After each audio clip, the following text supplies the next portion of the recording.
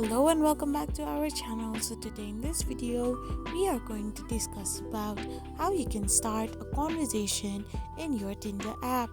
So without wasting much of our time, let's get straight into the video. First and foremost, all you need to do is simply tap open your Tinder app.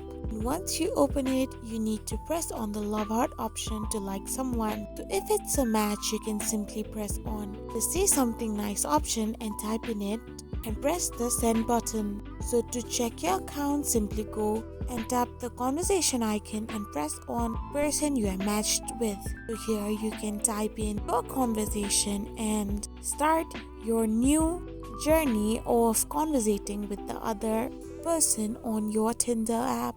So in this way you can start a conversation with someone on Tinder. I hope you found this video helpful, so don't forget to hit that subscribe button and do give us a thumbs up. Thank you for watching.